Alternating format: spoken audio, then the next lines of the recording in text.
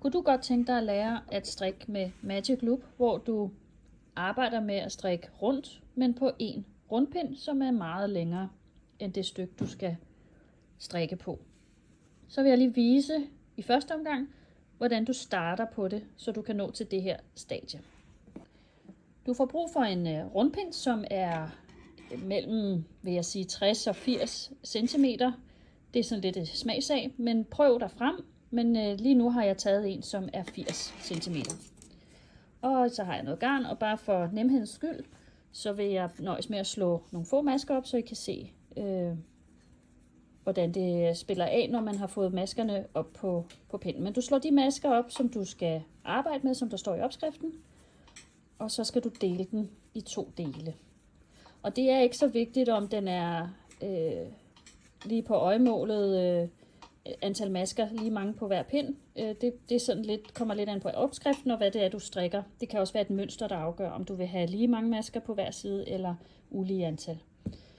Nu har jeg lavet et opslag på nogle få masker, bare som demonstration. Og det jeg skal gøre nu, det er, at jeg skal have fordelt de her masker til de 2 pinde, jeg har på ringpinden.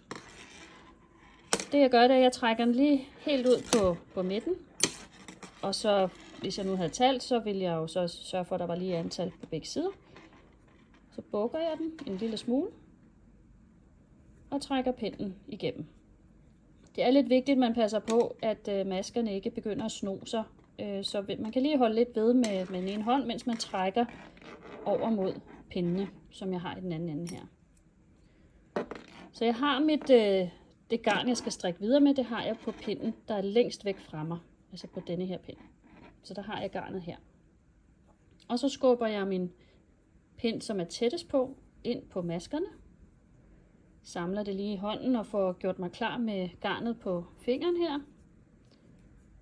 Og så trækker jeg den bagerste pind her ud, sådan så jeg får lavet denne her loop, som det hedder. Så jeg har en loop nu på min højre side, men jeg har også en loop på venstre side. Og det giver mig noget arbejdsfrihed, når jeg sidder og strikker det her. Og det er derfor, pinden skal ikke være for kort. Og så går jeg ellers bare i gang med at strikke. Og så viser jeg lige, hvad jeg gør, når jeg kommer over til enden efter den her pind. Det er en god idé, hvis man synes, det driller lidt her første gang. Så kan man vælge at strikke den første række af sit arbejde. Hvis det nu er en ribkant, så lave den første række i rib, og så lave den her opdeling bagefter. Det kan man sagtens, så får man lidt mere frirum at arbejde med. Det kan jo også være, at de første masker er lidt stramme. Så det er en helt tilladt metode også. Så kan man altid sy det lille gab sammen bagefter med nål og tråd. Nu har jeg vendt mit arbejde, og så skubber jeg. Man kan også vælge at trække den ind fra den anden side, men jeg skubber den simpelthen ind, og jeg snurrer en lille smule på pinden, når jeg skal have dem ind igennem, fordi det hjælper lige med at få dem på plads. Og nu har jeg mit arbejde parallelt mod hinanden, og jeg har en meget lang loop i den her side. Så nu er kunsten at få lavet loopen her over til højre, for lige nu kan jeg kan jo ikke strikke sådan her. Så jeg hiver i den, til jeg har noget at arbejde med, og så starter jeg med at strikke. Jeg strikker bare ret masker her, men det kunne lige så godt have været en rib, jeg var i gang med, så ville det være ret frem. Og så kommer vi lige videre til enden af denne her. Hvis du sidder og strikker sokker på den her måde, så vil jeg anbefale, at du har lige antal masker på hver pind. Fordi der kommer noget på et tidspunkt, når du skal lave hæl og tå, hvor det er en vigtig detalje. Så nu bliver jeg færdig med den her side. Så vender jeg mit arbejde om. Og når du bliver rigtig rutineret, så behøver du ikke at give slip på garnet. Det kan være, at du bliver nødt til det i starten, men når du bliver rutineret, så burde du bare kunne køre videre. Nu har jeg skubbet den her ind på pinden, der er foran mig, og så hiver jeg i pinden, der er bag, længst væk fra mig. Sådan. Og så strikker jeg bare videre.